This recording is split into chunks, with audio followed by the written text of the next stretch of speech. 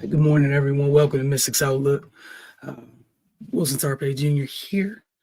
We're gonna get straight to it, man. The Mercury held off the Mystics rather last night, 83-80. Another close, tough loss for the Washington Mystics.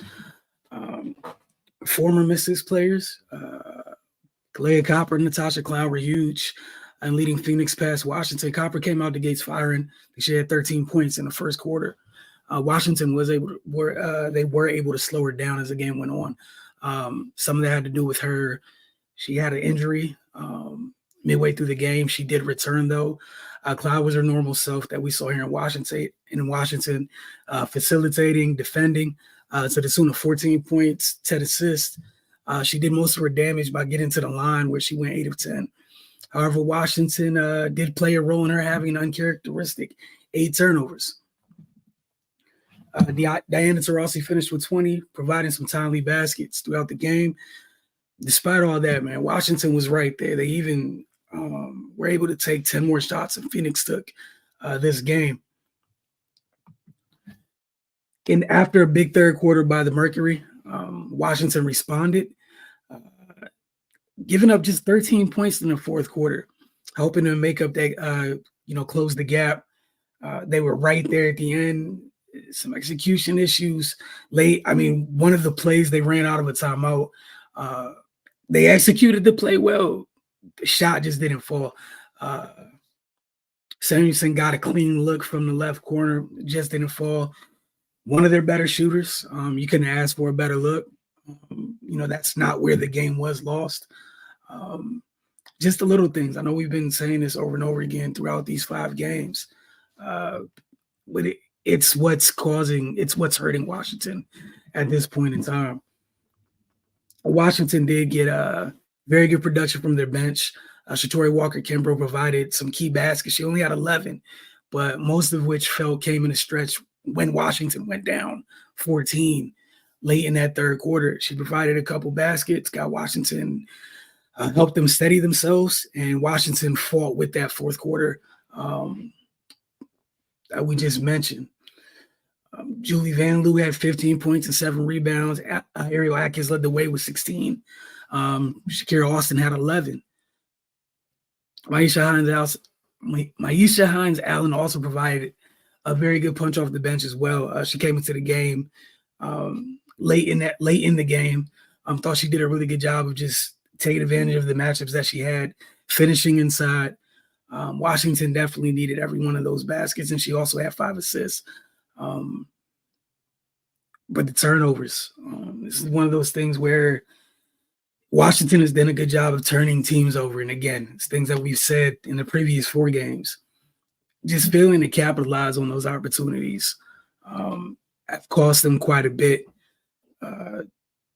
Again, we're only 5 games in, but it's cost them quite a bit at times. And they just have to finish better inside. There's times they get pretty solid looks in the paint, just not converting. They shot 36% from deep last night. They made 13 threes. Phoenix is one of the top shooting teams from deep in the league, and also one of the teams that wants to put up the most,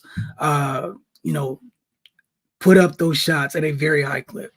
While Phoenix did hit 10 threes, Washington did a good enough job defending them on the three-point line where those 10 threes came off of 33 attempts. So they only shot 30% from deep.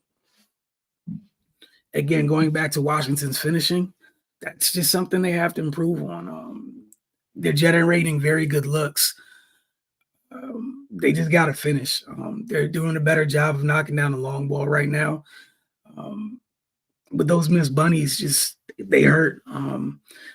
More often than not, those missed opportunities turn into not necessarily transition opportunities for the other team. It's just, little 4-point swings, things of that nature in close games. It really comes back to bite them. In terms of player of the game, and then we'll get into some positive, negatives, whatnot. From this one, Natasha Cloud thought she kept her team steady enough to get it done. Phoenix was not good in the fourth quarter. Credit to Washington for that. And obviously those 8 turnovers, as I mentioned earlier, very uncharacteristic. But I thought it was her getting downhill, just getting downhill and scoring at times, getting downhill and drawing fouls. help Phoenix during a time where they could not generate good offense. Um, X Factor, Natasha Mack of the Mercury. She only had 6 points. She finished with 9 rebounds and 2 blocks. We're talking about Washington with some of the bunnies they missed inside. Just her presence. I felt like her presence, her activity, her and shout out to Lauren Dixon coming off the bench for Phoenix as well. Just providing resistance in the paint at times, and you got shot blockers in the paint. You can feel them when you're attacking the basket. Don't necessarily have to block the shot to have impact. I think if you take away Mac's presence, this game really might have turned out differently.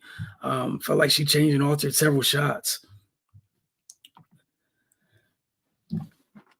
To get into some of the positives, the Mystics defense, we've been talking about this throughout all 5 games, right? They're second in the, so far this season, they're second in opponent 3-point percentage. Teams are shooting just 26.7 from range against Washington through 5 games. They're 4th in the league in generating points off turnovers at 19.8 per contest. They're 7th in the league in defensive rating. Washington is giving up just 81.2 points a game, which is why they're routinely in games. They're kind of waiting for not even waiting. They need their offense to catch up to their defense to help turn some of these tough losses into wins. But again, what they've done on defense has been very, very impressive thus far